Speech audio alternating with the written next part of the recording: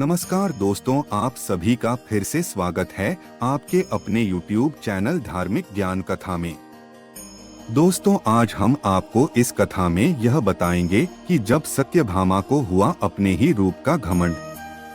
दोस्तों, आज की कथा बहुत ही सुंदर और ज्ञानवर्धक है, इसलिए कथा को पूरा अंत तक जरूर सुनिए। और दोस्तों, चैनल को सब्सक्राइब जरूर करें और वीडियो को लाइक और शेयर जरूर करें। तो आइए दोस्तों, आज की कथा शुरू करते हैं। दोस्तों, श्री कृष्ण भगवान द्वारका में रानी सत्यभामा के साथ सिंहासन पर विराजमान थे। निकट ही गरुड़ और सुदर्शन चक्र भी बैठे हुए थे।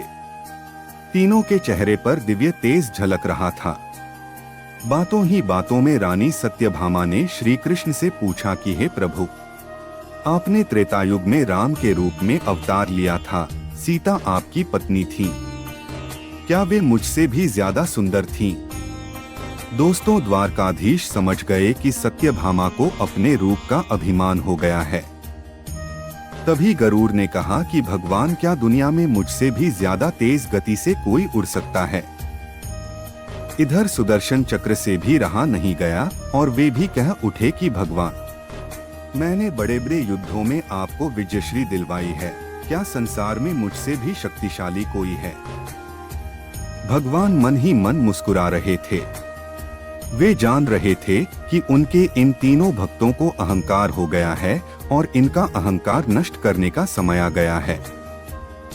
ऐसा सोचकर उन्होंने गरुड़ से कहा कि हे गरुड़, तुम हनुमान के पास जाओ और कहना कि भगवान राम माता सीता के साथ उनकी प्रतीक्षा कर रहे हैं।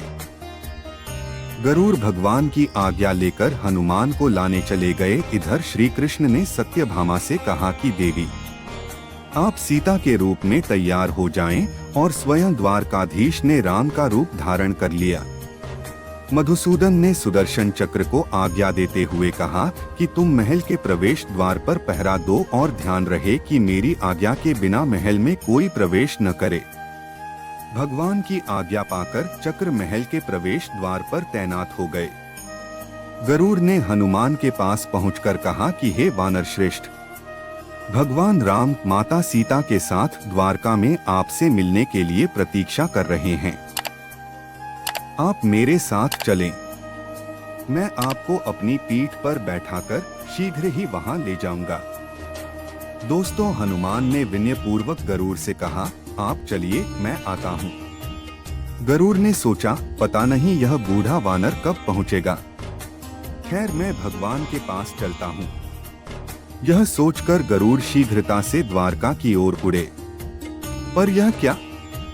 महल में पहुंचकर गरुड़ देखते हैं कि हनुमान तो उनसे पहले ही महल में प्रभु के सामने बैठे हैं। गरुड़ का सिर लज्जा से झुक गया। तभी श्री राम ने हनुमान से कहा कि पवन पुत्र, तुम बिना आज्ञा के महल में कैसे प्रवेश कर गए? क्या तुम्हें किसी ने प्रवेश द्वार पर रोका नहीं? हनुमान ने हाथ जोड़ते हुए सिर झुकाकर अपने मुंह से सुदर्शन चक्र को निकालकर प्रभु के सामने रख दिया।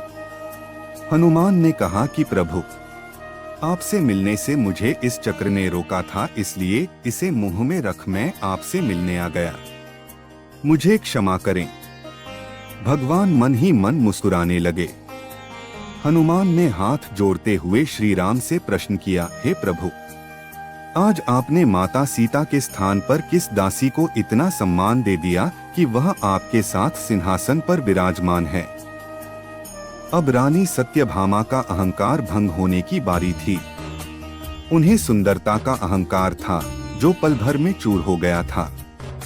रानी सत्यभामा, सुदर्शन चक्र व गरुड़ जी तीनों का गर्व चूर चूर हो गया था। वे भगवान की लीला समझ रहे थे। तीनों की आंखों से आंसू बहने लगे और वे भगवान के चरणों में झुक गए। अद्भुत लीला है प्रभु की। अपने भक्तों के अहंकार को अपने भक्त द्वारा ही दूर किया उन्होंने।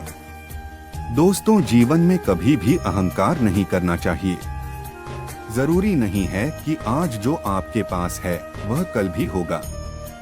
अपने अंदर जरा सा भी अगर अहंकार आने लगे तो स्वयं ठाकुर जी हमसे दूर हो जाते हैं। ठाकुर जी को निस्वार्थ भक्तों की ही जरूरत है, अहंकारी की नहीं। तो दोस्तों, कैसी लगी आज की कथा हमें कमेंट करके जरूर बताएं। धन्यवाद दोस्तों।